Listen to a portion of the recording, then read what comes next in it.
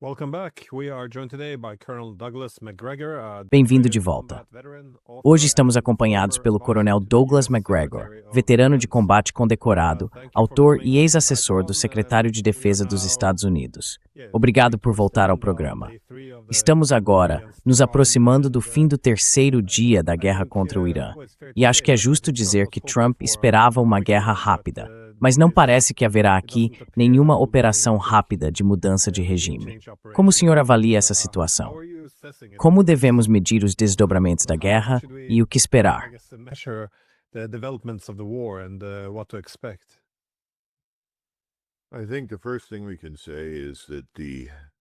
Acho que a primeira coisa que podemos dizer é que os iranianos atacaram pelo menos 27 bases, incluindo instalações portuárias em todo o Oriente Médio, desde a base aérea de Incirlik até Dubai, no Golfo.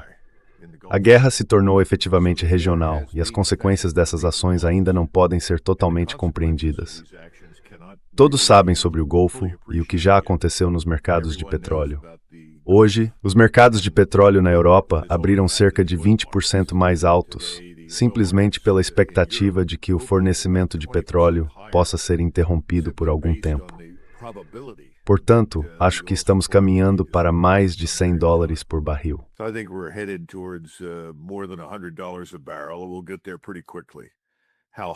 Chegaremos lá bem rápido. Quão alto eu não sei, mas acho que isso vai acontecer. E se você olhar para um lugar como os Emirados Árabes Unidos, drones muito baratos derrotaram o que parecem ser algumas das defesas aéreas e antimísseis mais caras do mundo e colocaram fora de operação várias pistas e aeroportos. É preciso entender que no Golfo há todo tipo de conglomerado internacional, especialmente muitos conglomerados indianos, que fazem enormes negócios por meio dos Emirados Árabes Unidos e de Dubai. Tudo isso está sendo efetivamente paralisado. Você também tem milhões de pessoas.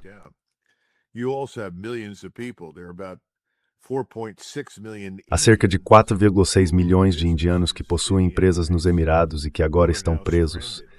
E eles são um componente essencial da economia. Além deles, há centenas de milhares, provavelmente milhões, de europeus, americanos e outros que também estão retidos. Neste momento, é preciso atravessar as montanhas até Mascate para encontrar uma aeronave que possa levá-lo para fora. Acho que os danos causados à infraestrutura de petróleo estão apenas começando de fato agora. Temos evidências de que algumas refinarias de petróleo foram atingidas, especialmente na Arábia Saudita. Acho que veremos mais disso. Portanto, estamos no início do que é aparentemente uma longa guerra regional.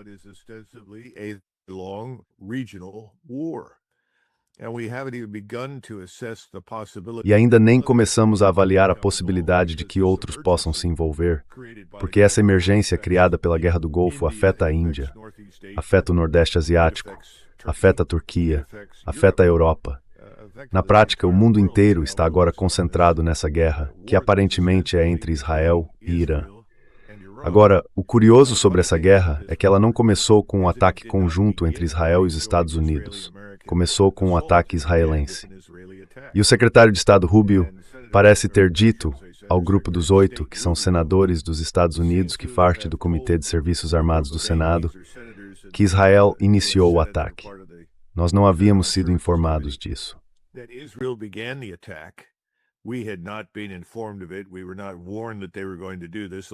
Não fomos avisados de que eles fariam isso. Tudo o que sabíamos era que sempre existia essa possibilidade.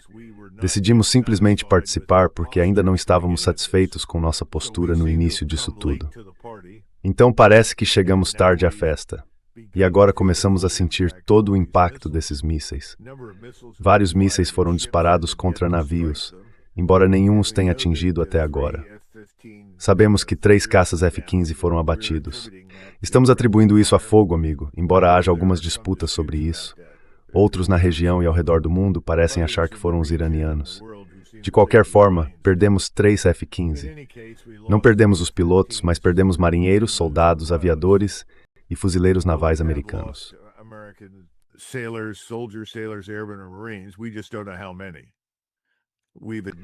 Nós simplesmente não sabemos quantos. Admitimos, acho, 3 ou 4, mas suspeito que haja mais do que isso.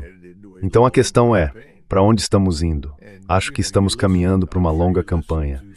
E sabe, você ouve, tenho certeza de que ouve, as declarações do secretário Hegseth e do presidente Trump, cheias de toda essa conversa sobre o patrocinador estatal do terrorismo e como ele acabará tendo que se submeter a Israel e aos Estados Unidos. Acho que essas são declarações muito imprudentes e estúpidas. Elas não condizem com a realidade. Quero dizer, francamente, Glenn, se estivéssemos interessados em combater o islamismo radical, provavelmente estaríamos focados no Paquistão e certamente na Síria neste momento, que ainda é influenciada pelos remanescentes do ISIS e da Al-Qaeda.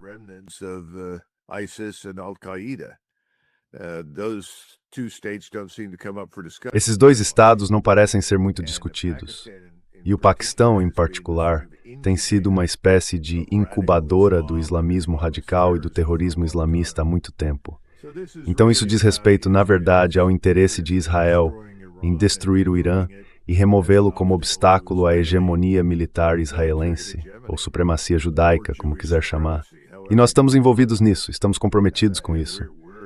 E eu acho que, no fim das contas, a logística provavelmente terá um grande impacto, porque eventualmente ficaremos sem mísseis. Acho que já estamos nesse caminho, porque simplesmente não acredito que o presidente Trump ou seus assessores realmente pensassem que acabariam em uma guerra longa com o Irã. E é exatamente aí que eles estão agora.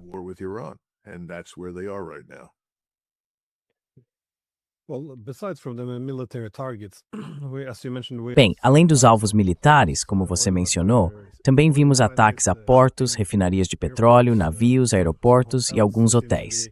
Parece haver vários alvos civis também. Isso te surpreendeu?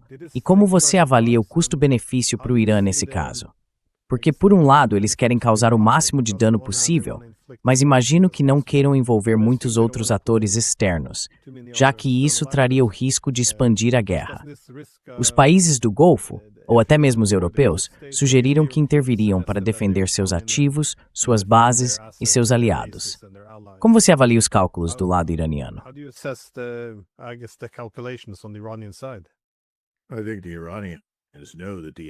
Acho que os iranianos sabem que os Emirados e os Sauditas jogaram um jogo dúbio, que tentaram ficar bem com os dois lados, como costumamos dizer.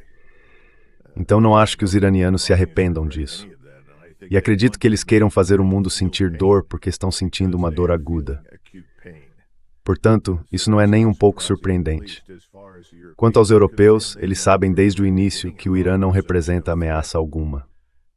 Foi até risível quando insistimos naquela instalação na Romênia, aquela instalação antimísseis balísticos, sob o argumento de que estávamos protegendo nossos aliados europeus de um ataque de mísseis iranianos.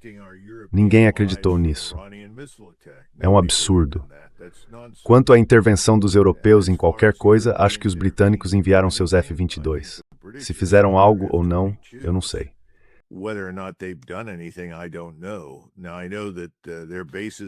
Agora, eu sei que as bases deles em Chipre foram atacadas e provavelmente ficaram fora de operação. Então não sei o que pensar sobre a intervenção europeia. Acho que é mais conversa fiada, mas veremos. Eles certamente poderiam enviar alguns navios, mas por outro lado, estariam se colocando em perigo. Tudo depende de os povos europeus estarem dispostos a se comprometer com isso. Mais uma vez, é preciso distinguir o Irã e os xiitas da grande maioria dos muçulmanos, que são sunitas, árabes e turcos. Acho que os europeus são um pouco mais sofisticados do que os americanos. Eles não confundem as coisas. Eles entendem que o Irã é diferente e que os interesses do Irã são diferentes. O Irã, como um estado civilizacional, a Pérsia, é um tipo de entidade completamente diferente do restante dessas construções artificiais do pós-Primeira Guerra Mundial.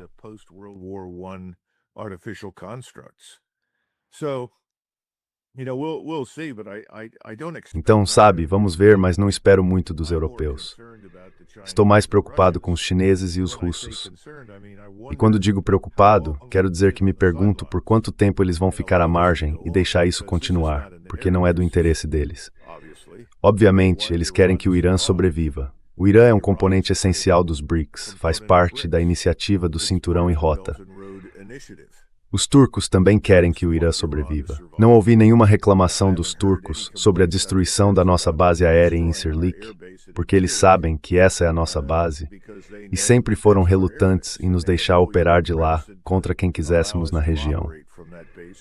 Então acho que estamos vendo o mundo seguir em uma direção totalmente nova.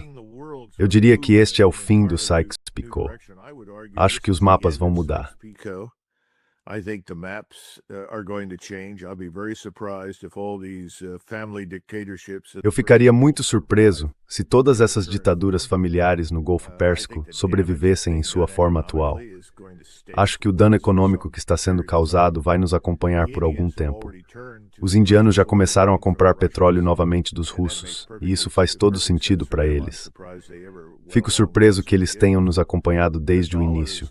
O dólar está perdendo velocidade e altitude. Economicamente, isso é uma catástrofe.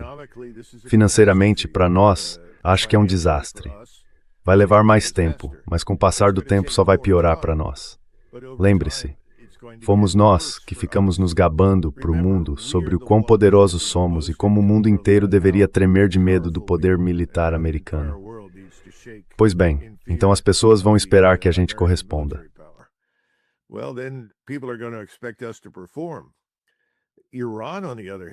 O Irã, por outro lado, não precisa fazer nada além de sobreviver. Enquanto o Irã sobreviver, e quanto mais a guerra durar, mais fracos nós parecemos, mais fraco Israel parece, e mais forte o Irã parece.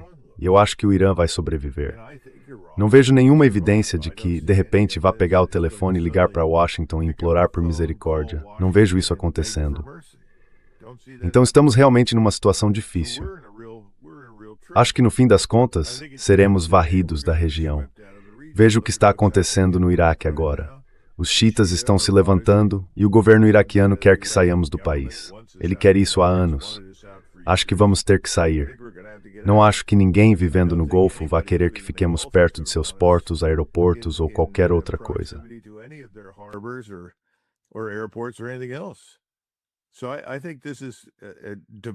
Então acho que isso está se tornando um desastre para nós. E Israel, o domo de ferro de Israel não está funcionando muito bem. Embora estejamos sem dúvida tentando lançar mísseis em apoio a Israel, na defesa aérea e antimísseis, os iranianos parecem ter avançado tecnologicamente muito mais do que prevíamos. Eles agora são capazes de lançar mísseis que têm iscas, que você sabe produzem múltiplas ogivas.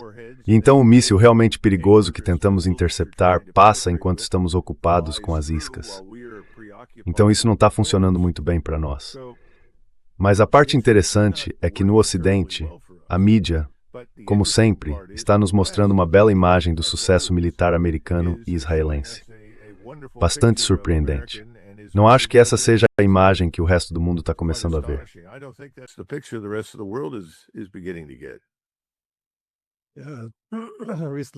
Recentemente, dei uma olhada na mídia e dá a impressão de que eles já estão se preparando para o novo governo assumir, como as relações vão mudar. E é bem estranho como as narrativas se desviam tanto da realidade. Mas parece que isso vai ser uma guerra longa. Então, como você espera que os Estados Unidos e Israel, nesse caso, fiquem exaustos? Porque você disse que presume que eles vão se esgotar primeiro, e então acho que acaba. Mas será que eles vão ficar sem mísseis interceptores? Eles têm uma capacidade limitada de atacar o Irã? Ou o que você espera que ceda primeiro? Ou é simplesmente que os países do Golfo vão exigir que os Estados Unidos ponham fim a isso? Demand that the United States put an end to it. All of the ports that we habitually use. Bem, todos os portos que normalmente usamos para reabastecer nossas forças navais, para recarregá-las com mísseis, foguetes e assim por diante, foram destruídos. Somos obrigados a recuar até a Índia, o que fica bastante distante da região. Agora, podemos recuar até a Itália neste momento. Acho que Creta pode estar um pouco fora de alcance. Espero que sim. Mas a questão é que tudo o que estávamos acostumados a fazer agora precisa mudar. A guerra se tornou uma tarefa muito mais árdua para nós. Lembre-se, eles não apenas fecharam o Estreito de Hormuz, como também na prática fecharam o Canal de Suez porque bloquearam o Mar Vermelho. Portanto, o cenário comercial é sombrio e não é um cenário problemático. The military picture is problematic. Não acho que consigamos fabricar mísseis rápido o suficiente para acompanhar o ritmo de uso. Temos fornecido uma quantidade enorme de mísseis para a Ucrânia todo esse tempo. E agora começamos a sentir o impacto porque grande parte desse estoque acabou. Não vai demorar muito, talvez mais alguns dias, até que tenhamos que começar a usar nossos mísseis com mais parcimônia. Isso significa que não conseguiremos derrubar a maioria do que for lançado contra nós. Lembre-se, estamos falando de disparar pelo menos 2 ou 3 mísseis para cada um que chega, e ainda assim não conseguimos mirar e destruir mísseis hipersônicos de forma confiável. Muitos deles chegam a Mach 4, 5 até 6, velocidades além da nossa capacidade tecnológica atual de contra-ataque. Então, logisticamente, sim, teremos um grande problema. Logistically, yes, we're going to have a huge problem. And we may pause. Now, whether or not... E podemos fazer uma pausa. Agora, se os russos e os chineses estão dispostos a mediar, ou os indianos, acho que a Índia provavelmente seria a melhor escolha para a mediação. Afinal, eles são neutros, apesar da recente visita de Modi a Israel, que considero mal pensada. Mas ainda assim, Modi e a Índia têm laços culturais com o Irã. O sânscrito e a civilização indiana fazem parte da própria civilização persa. Portanto, acho que há uma oportunidade para os indianos servirem de ponte entre nós, os israelenses e o Irã. Mas teremos que ver. No momento, não acho que o Irã esteja mergulhando no caos. Sim, matamos o líder supremo, Ayatollah Khamenei, mas não vejo nenhuma evidência de que isso tenha prejudicado a unidade de esforço, comando e controle.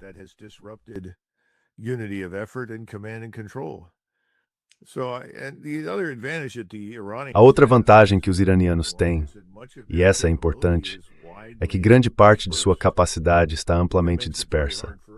Isso torna as coisas muito difíceis para nós. Mesmo nos nossos melhores dias, historicamente sempre tivemos muita dificuldade em lidar com qualquer coisa que seja móvel. Então simplesmente não vejo boas notícias no curto prazo. Espero que estejamos conversando em Washington com outros que possam ajudar a mediar algum tipo de fim para essa catástrofe. Mas sei que aparentemente no fim de semana expressamos interesse em uma negociação. Não sei por quais canais, mas aparentemente isso veio da Casa Branca de Trump, e os iranianos disseram não apenas não, mas de jeito nenhum.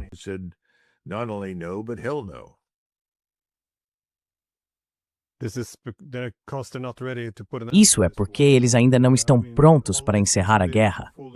Quero dizer, parece um pouco tolo, talvez, interrompê-la agora, considerando que o outro lado poderia simplesmente reabastecer seus mísseis e voltar em algumas semanas. Mas o que você acha que os iranianos gostariam de obter com essa guerra antes de concordarem em deixá-la terminar?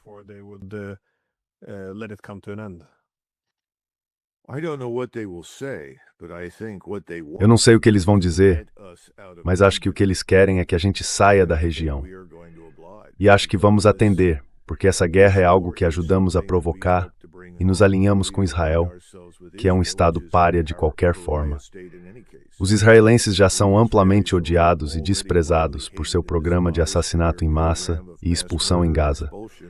Agora essa guerra só vai tornar essas questões muito, muito piores. Então acho que os turcos agora vão se sentir muito mais à vontade para nos pedir que partamos. E acho que, como apontei antes no Golfo, seremos convidados a sair.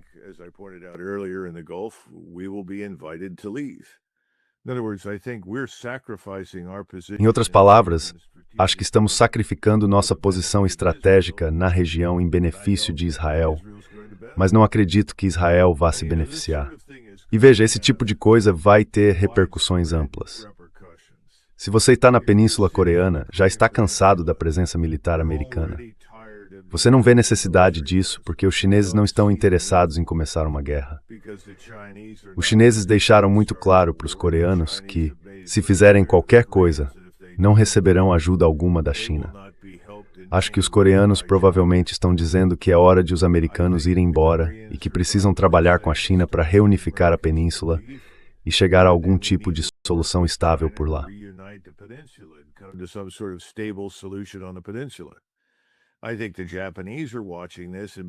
Acho que os japoneses estão assistindo a isso e começando a se perguntar até que ponto querem estar alinhados conosco.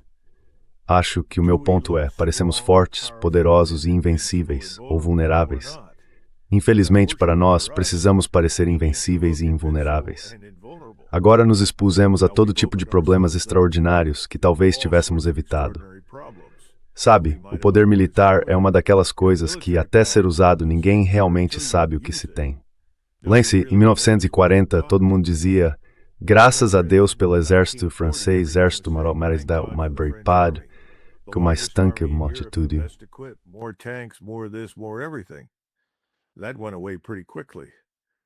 Isso acabou bem rápido. O mesmo aconteceu com o exército britânico. Não durou muito. Acho que estamos vivendo hoje em um mundo em que uma era antiga está terminando e uma nova está começando. Haverá novas regras para o futuro e elas não serão escritas em Washington. Acho que serão escritas, em grande parte, na Ásia e, em certa medida, na Europa e no Oriente Médio. Mas serão escritas por povos locais, não por nós. Essa é a previsão de longo prazo. Quanto tempo isso vai levar, ninguém sabe. No momento, os iranianos estão sentindo muita dor, mas também estão causando muita dor. E não há incentivo para que parem.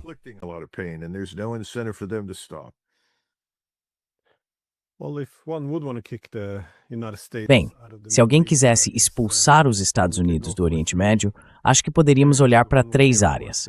A primeira seria, é claro, a presença militar. As bases estão sendo atacadas. A segunda são os interesses econômicos. E a terceira é o que você também mencionou, a credibilidade dos Estados Unidos. A ideia de que o país é todo-poderoso e que qualquer nação em busca de segurança deve se alinhar aos Estados Unidos. Como você vê as amplas ramificações geopolíticas da credibilidade dos Estados Unidos sendo destruída dessa forma?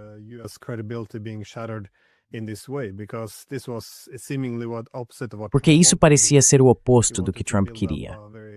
Acho que toda a abordagem dele era mostrar muita força e esperar que os adversários recuassem. Eu achava que a suposição era de que ele mobilizaria todo esse poder militar. Como Witkoff disse, Trump ficou muito surpreso por eles ainda não terem capitulado, considerando que viram todo esse poderio militar dos Estados Unidos. Mas o que acontece agora se ficar evidente que são os Estados Unidos que precisam recuar de tudo isso e encontrar algum tipo de saída digna?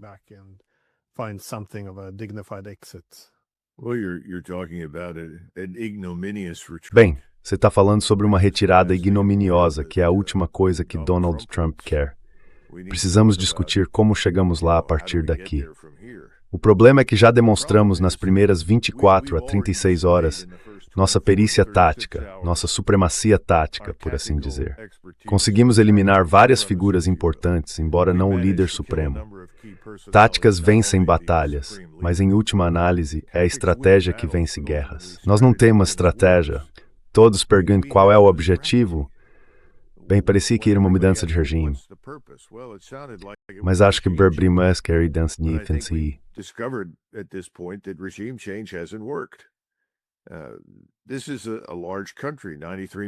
Este é um país grande, 93 milhões de pessoas, aproximadamente do tamanho da Europa Ocidental. Parece estar se mantendo unido. Não há razão para acreditar que não continuará assim neste momento. Então, qual é a estratégia afinal? Se não é possível remover o governo, o que se faz? Continuar lançando mísseis e foguetes contra ele, esperando que alguém diga, por favor, parem, faremos o que vocês quiserem. Talvez esse seja o objetivo. Não acho que seja um objetivo razoável. Não acredito que alguém tenha realmente refletido sobre a questão crucial de como encerrar a guerra. Como encerrá-la. E o curioso é que ouvi o secretário da guerra dizer esta manhã, nós não começamos esta guerra, mas vamos terminá-la.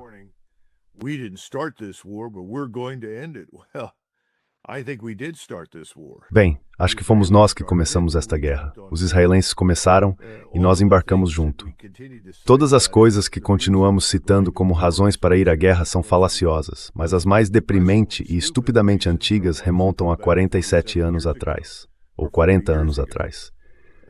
Sabe, o número de pessoas cujas mortes podem ser atribuídas ao Irã está na casa das poucas centenas. Não é um número grande. E os iranianos não se comportaram durante a guerra do Iraque de forma diferente da que nós teríamos se houvesse uma guerra semelhante no México.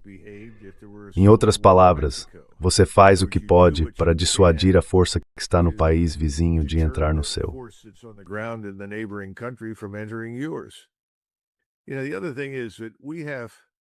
Sabe, outra coisa é que nós temos, acho, cerca de 4.000 mísseis restantes em nosso arsenal, algo assim.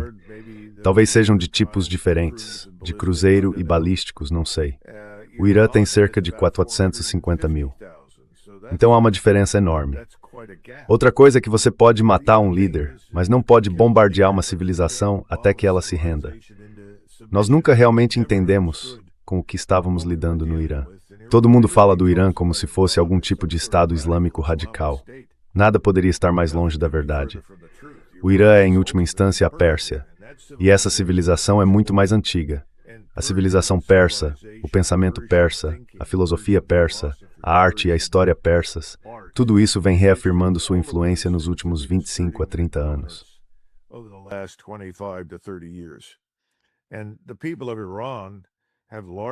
E o povo do Irã, em grande parte, se afastou dessa forma mais ideologicamente rígida do Islã. Eles não odiavam Khomeini e não dançaram nas ruas quando ele foi morto. Pelo contrário, as pessoas o viam como um ser humano muito, eu diria, humilde e decente. Ele sacrificou a própria vida. Permaneceu onde sabia que seria morto. Matá-lo o transformou em um mártir que até mesmo pessoas que não gostam do Islã podem honrar. Então, acho que acabamos galvanizando o país contra nós. Mobilizamos o povo contra nós. Não vejo nada de bom saindo disso. E esse é o nosso problema. Projetamos nossos valores, nosso modo de pensar, nossa experiência sobre os outros. Bem, nossa experiência pode fazer sentido em relação à experiência europeia, mas não corresponde à experiência dos povos do Oriente Médio e da Ásia, ou da África, aliás, ou mesmo da América Latina.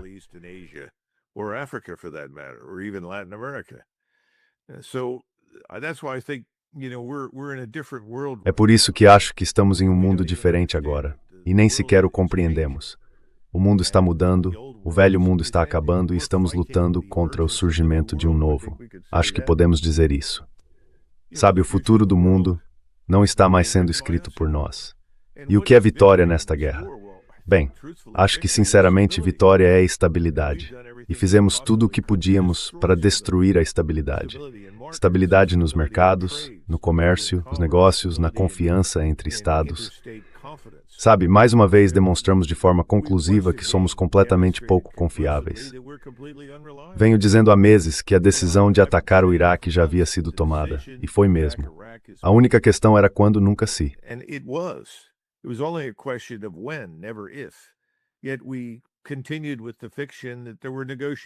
Mesmo assim, continuamos com a ficção de que havia negociações em andamento. Isso nos prejudicou com a Rússia, nos prejudicou com a China, nos destruiu no Oriente Médio. Estamos rapidamente seguindo Israel para esse canto reservado aos estados párias. Por exemplo, os indianos dependem de 2,6 milhões de barris de petróleo do Golfo Pérsico chegando aos seus portos todos os dias. Quando isso for interrompido, cada família indiana será, na prática, obrigada a pagar um imposto de guerra pelo qual nunca votou. Um aumento de $10 no preço do petróleo bruto significa 15 bilhões de dólares em termos de peso sobre a economia indiana. E eles não são os únicos. Mas nós não pensamos nesses termos, não pensamos sobre qual é o impacto para os outros. Não há nenhuma noção desse tipo de coisa. E acho que vamos pagar um preço terrível, Glenn. E isso está apenas começando.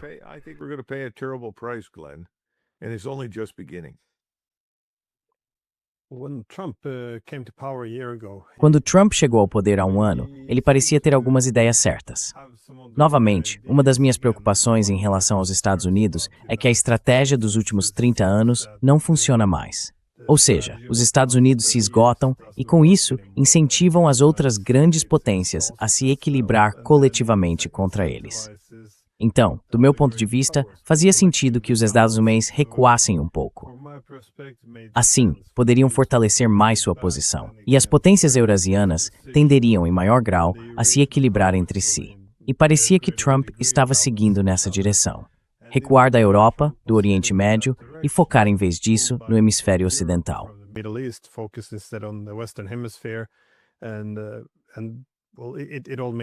E bem, tudo fazia sentido.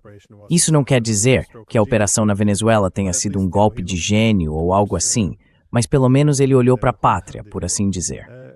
O que aconteceu aqui? Como, depois de um ano, ele ainda está na Ucrânia? De novo, esse é um dos problemas agora. Acho que eles entregaram muitas das defesas aéreas e outras armas que poderiam ter sido usadas, mas também agora estão consolidando a posição dos Estados Unidos no Oriente Médio. Talvez não consolidando, mas gastando muitos recursos. Como explicar que o que parecia ser uma estratégia não parece sendo seguido?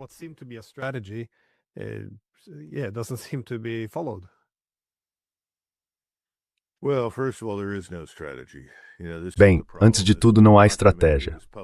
Sabe, esse é o problema. Esse novo documento que foi publicado deveria representar uma nova estratégia militar nacional, mas não há nenhuma evidência real de que tenhamos seguido qualquer parte dela. Focar no hemisfério ocidental não significa, e não deveria significar, invadir os países dos outros no hemisfério ocidental.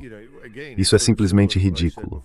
E, novamente, é parecido com o que eu disse antes. Você fala sobre o islamismo radical e o terrorismo islâmico, e então ataca o Irã. Isso não faz sentido. Se você dissesse, vamos focar no perigo no Paquistão, no perigo na Síria, isso seria plausível, mas não o Irã. Ao mesmo tempo, você diz que temos um enorme problema com drogas, um problema com o tráfico de pessoas e de drogas. O foco disso, o principal foco, é o México.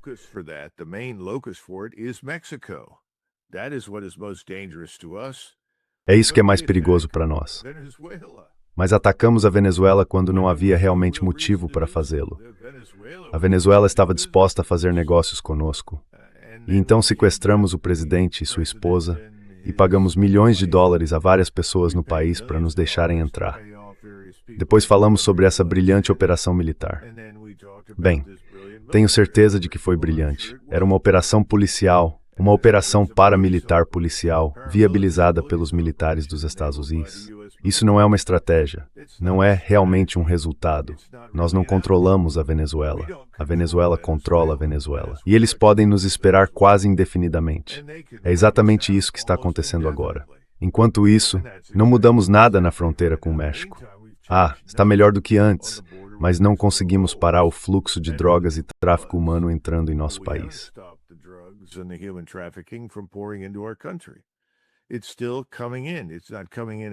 Ainda está chegando. Não está chegando na mesma velocidade de antes, mas ainda está chegando. E bilhões de dólares em dinheiro vivo ainda estão fluindo para o sul, para o México. Então há muita coisa que é pura ficção. E eu não acho que exista qualquer estratégia, porque qualquer americano sensato olharia para o Oriente Médio e diria: este lugar não precisa do poder militar americano. Se nos envolvermos aqui, vamos explodir tudo. Agora, isso pode servir a Israel, pelo menos temporariamente. Mas eu nunca creio que isso fosse bombardeado.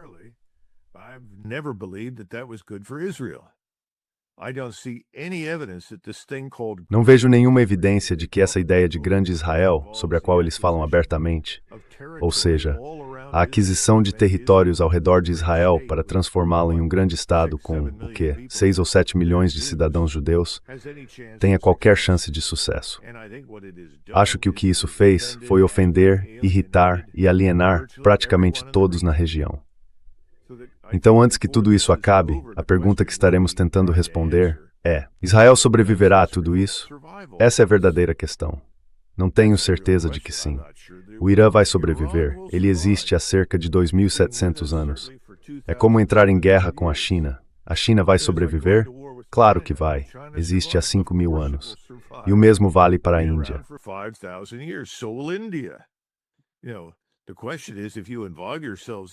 Sabe, a questão é, se nos envolvermos nessas guerras estúpidas, será que nós, americanos, conseguiremos sobreviver a isso? Somos relativamente novos no mundo. Não somos exatamente um estado civilizacional. Todas essas questões vão surgir nas discussões nas próximas semanas. E eu acho que, por enquanto, o presidente Trump vai simplesmente ordenar que todos continuem atacando, bombardeando, mirando e golpeando. É tudo o que ele pode fazer. Ele pode ameaçar com mais sanções, mas acho que isso já perdeu grande parte de seu efeito. Acredito que isso é o que alimenta o ódio e a hostilidade dentro do Irã em relação a nós. Então, Não vejo nada de bom saindo disso para nós. Acho, porém, que a Pérsia vai ressurgir disso como uma entidade muito mais forte e influente. As a much stronger and more influential entity. Você diz que Israel pode não sobreviver. Como acha que isso aconteceria? Seria por causa da retirada dos Estados Unidos ou das consequências econômicas desta guerra? As pessoas simplesmente fugiriam ou você acha que seriam derrotadas militarmente? Qual é o caminho? All of the above. Tudo isso. Quero dizer, basta voltar e ouvir o Sr. Netanyahu explicar suas chamadas 7 frentes. Isso não é sustentável. Supostamente os israelenses mobilizaram agora mais 100 mil reservistas. Vai ser interessante ver quantos deles realmente se apresentarão para o serviço. Há conversas em Israel sobre invadir o Líbano para atacar o Hezbollah, porque não dá para fazer tudo pelo ar. Em algum momento Israel vai acabar exausto e esgotado, muito parecido com a Ucrânia. Hoje a questão não é se a Rússia vai sobreviver, é se a Ucrânia vai sobreviver. O que vai acontecer? Certamente não será o que era antes. Então isso significa que Israel sobrevive de alguma forma? Talvez, mas não será o que era, nem o que é hoje. Sabe, essas coisas dependem de vários fatores, mas é preciso observar as tendências, e as tendências agora não são favoráveis.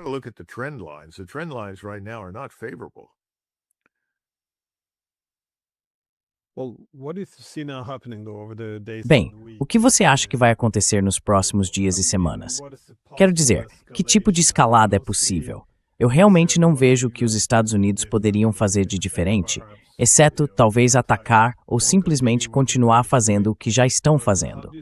Mas como você acha que o Irã poderia escalar a situação? E considerando que, como você disse antes, o conflito já se tornou regional muito rapidamente, você vê alguma chance de ele se tornar global novamente? Em quais condições você acha que os chineses ou os russos se envolveriam? Quero dizer, se eles estão vendo o que nós estamos vendo, podem concluir que os iranianos estão lidando com a situação por conta própria.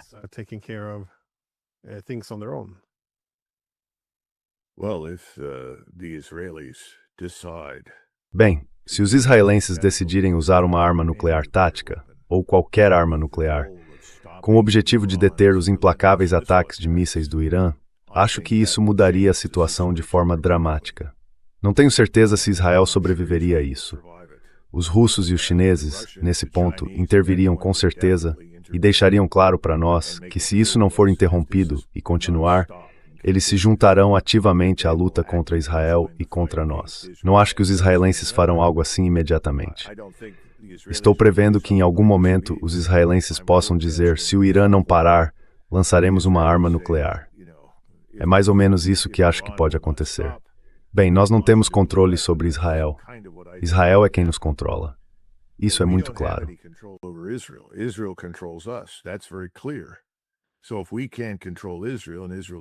Então, se não podemos controlar Israel, e Israel faz isso, então Rússia e China intervêm.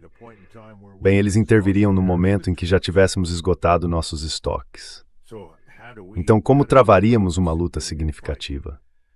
Veja, até este ponto, durante toda a guerra por procuração na Ucrânia, nos bastidores e até publicamente, as pessoas levantaram a questão de que não poderíamos ir longe demais, que precisávamos pensar em termos de nossas reservas de guerra. Mas, com o tempo, essa cautela foi deixada de lado, porque não havia evidências de que a Rússia estivesse sendo derrotada, de que a Rússia estivesse sendo destruída, de que as sanções estivessem funcionando. E então decidimos investir cada vez mais na guerra da Ucrânia. Bem, isso fracassou miseravelmente e eles esgotaram suas reservas de guerra na Alemanha, França, Grã-Bretanha e outros países.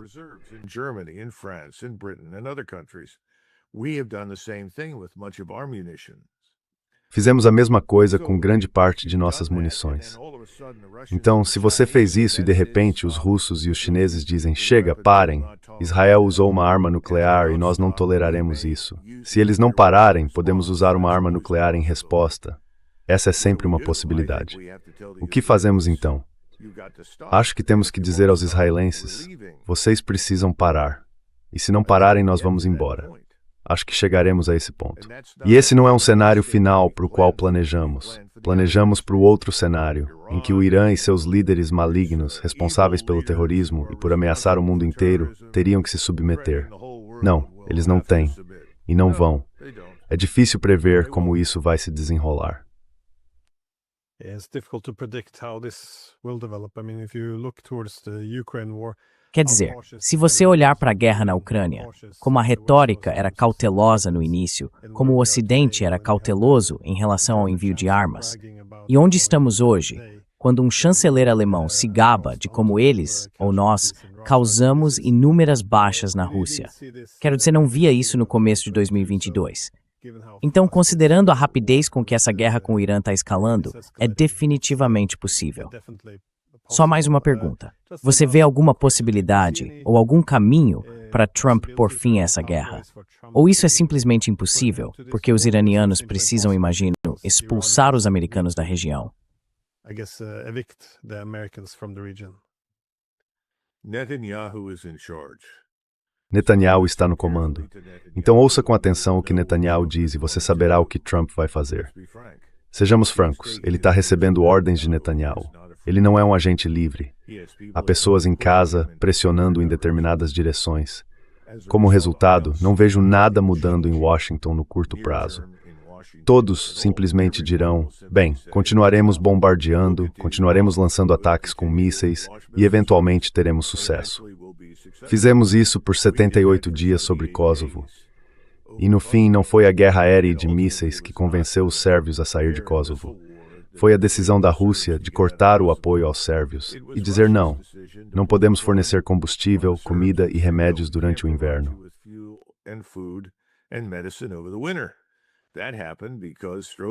Isso aconteceu porque Strobe Talbot, o vice-secretário de Estado, foi a Moscou e negociou um acordo, como o presidente da Rússia, como Trump gosta de dizer. E o acordo envolveu uma série de promessas que fizemos para convencer os russos a fazer isso. Os russos agora, em retrospecto, consideram esse momento como uma profunda vergonha em sua história. E de fato acho que eles têm razão. Mas não creio que tivessem muita escolha naquele momento. Bem, agora eles têm uma escolha. Os chineses têm uma escolha. O resto do mundo não é mais tão fraco quanto já foi. Isso faz parte da onda de novas mudanças em nossa civilização e no mundo que o governo americano não quer aceitar. Estamos em uma disputa neste momento quando se trata de mísseis, foguetes e capacidades convencionais, com quase um rival de mesmo nível, como dizem.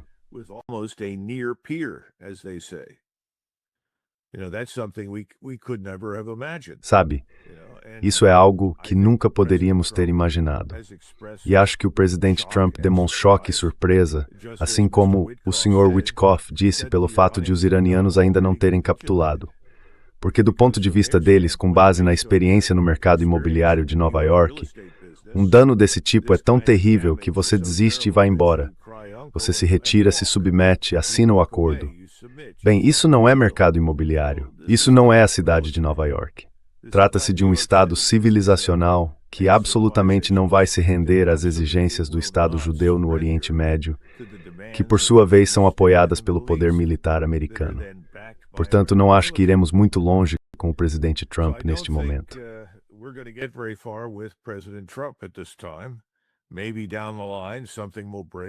Talvez com o tempo algo acabe quebrando. A única área sobre a qual ainda não falamos e que todos precisam observar com atenção é o nosso mercado de títulos, especialmente o título de 10 anos, e o rendimento vai subir. Observe a desdolarização. Observe nossa fragilidade financeira. Essas coisas são importantes. Acho que poderíamos acabar em uma crise financeira muito séria, certamente pior do que a que enfrentamos em 2007 e 2008. Esse provavelmente é o outro fator nessa equação multivariada que poderia de forma fundamental nos tirar do rumo. Mas aconteça o que acontecer, estamos vendo o fim do antigo Oriente Médio. Estamos vendo o fim da hegemonia militar e da dominância política dos Estados Unidos. É isso que estamos testemunhando. That's what we're watching.